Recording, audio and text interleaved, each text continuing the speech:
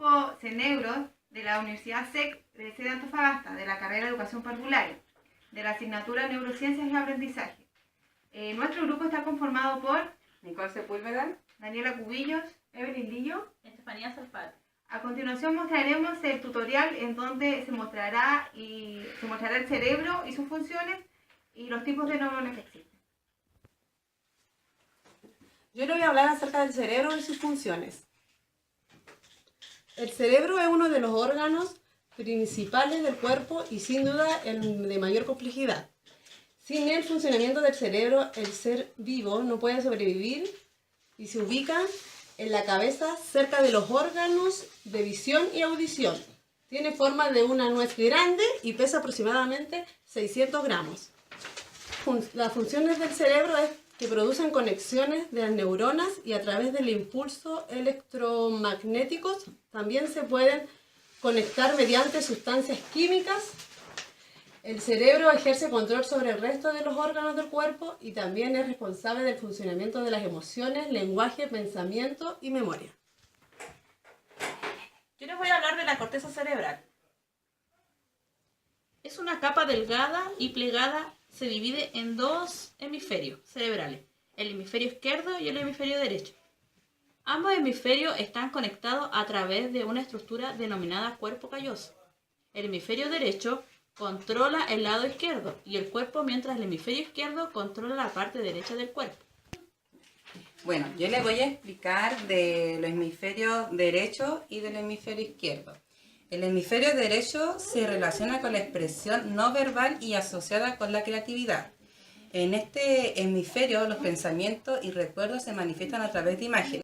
El hemisferio izquierdo es el denominante en la mayoría de las personas y está relacionado con la parte verbal y con las habilidades lógicas. Si esta zona se daña, la persona se encontrará imposibilitada o con dificultades para hablar y escribir, y a su vez presentará problemas para expresarse y comprender el lenguaje durante una conversación.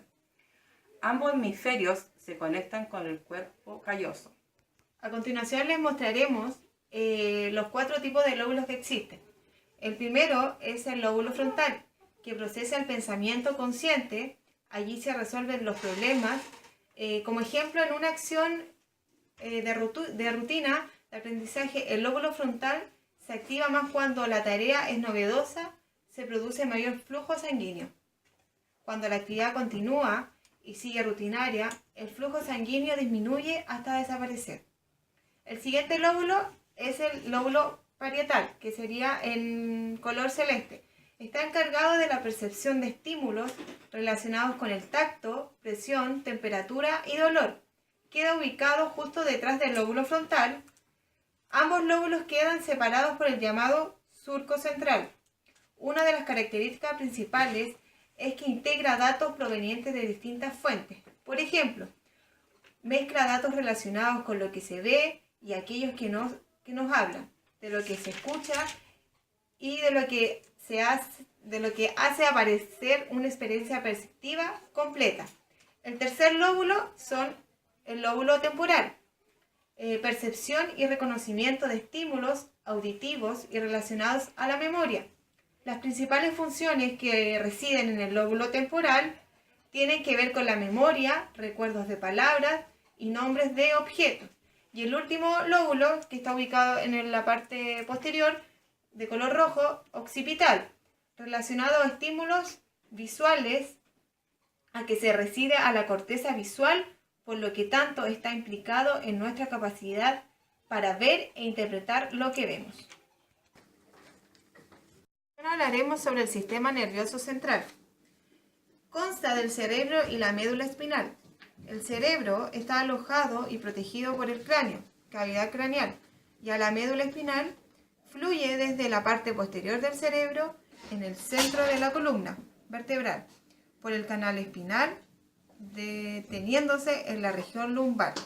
El cerebro y la médula espinal están ambos alojados dentro de la membrana protectora de 3 capas meninges.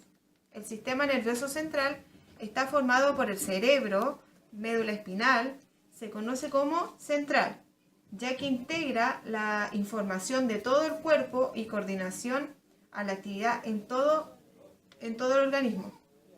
El sistema nervioso central tiene tres funciones esenciales. Primera, función de detección sensible a través de los receptores que detectan todos los cambios del cuerpo y ambiente externo. Función 2, es la integración y análisis de la información recibida del receptor. Función 3, es el alojamiento para la contracción de las diversas células musculares del organismo. Ahora les voy a hablar del sistema nervioso periférico. Está compuesto por todos los nervios periféricos que recorren el cuerpo, tanto craneales como raquídeos, y los ganglios, que son grupos de neuronas. Como bien sabemos, el cerebro abarca todo nuestro cuerpo. Yo les voy a hablar del sistema nervioso periférico, que está compuesto por todos los nervios periféricos que recorren el cuerpo, tanto craneales como raquídeos, y los ganglios, que son grupos de neuronas. Las partes que se divide el sistema periférico se divide en sistema nervioso autónomo o vegetativo, que es el encargado de enviar los impulsos nerviosos entre el sistema nervioso central y en las diferentes áreas del cuerpo. El sistema autónomo se divide en sistema nervioso simpático, que es el que nos prepara para la reacción en una situación de estrés, y el sistema parasimpático, que se encarga de mantener las funciones del cuerpo y de conservar los recursos. La función del sistema nervioso periférico es conectar el sistema nervioso central a los movimientos y órganos del cuerpo. El sistema nervioso periférico es el encargado de coordinar, integrar y regular nuestros órganos internos por medio de respuestas involuntarios o actos reflejos. Ya, ahora le vamos a hablar de las neuronas, sus partes, sus tipos y sus funciones. Neurona. La neurona celular del sistema nervioso, formada por un núcleo y una serie de prolongaciones, una de las cuales es más larga que las demás. El sistema nervioso especializada en captar los estímulos provenientes del ambiente y de transportar y de transmitir impulsores nerviosos como mensajes eléctricos. La neurona está considerada como la unidad nerviosa básica, tanto funcional como estructural.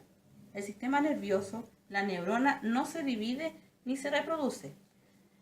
Su número permanece fijo desde el nacimiento a partir de una determinada edad.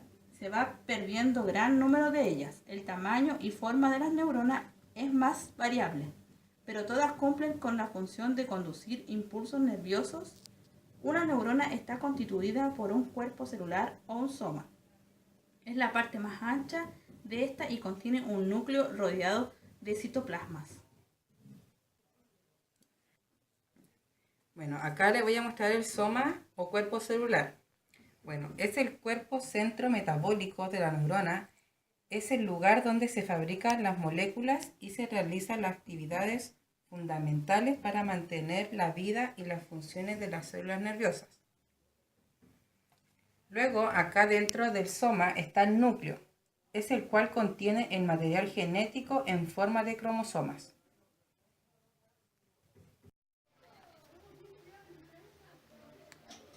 Ahora yo les voy a hablar de las células de Asch-1, que son estos puntitos amarillos que podemos ver acá. Actualmente llamados neurolemocitos. Son células gliales que se encuentran en el sistema nervioso periférico que acompañan a las neuronas durante su crecimiento y su función. También podemos ver acá el modo de Ranvier, que son las uniones que podemos ver acá, las de color morado, la orillita son las uniones, se llaman nódulos de Ranvier. A las interrupciones que ocurren a intervalos regulares a lo largo de la longitud del axón, de la vaina de niclina que lo envuelve.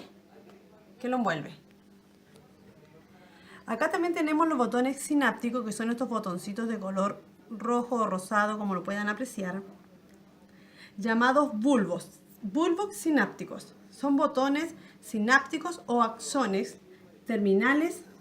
Es la parte extrema del axón, que se divide para producir una serie de terminales que forman sinapsis con otras neuronas o con células musculares o de glándulas, las que podemos observar aquí. Sinapsis, región de comunicación entre la neurita o prolongación citoplasmática. Es una neurona y las dendritas o el cuerpo de otra. Se denomina como sinapsis el mecanismo de comunicación entre dos o más neuronas, con el fin de transmitir masivamente un impulso nervioso destinado a coordinar una función en el organismo.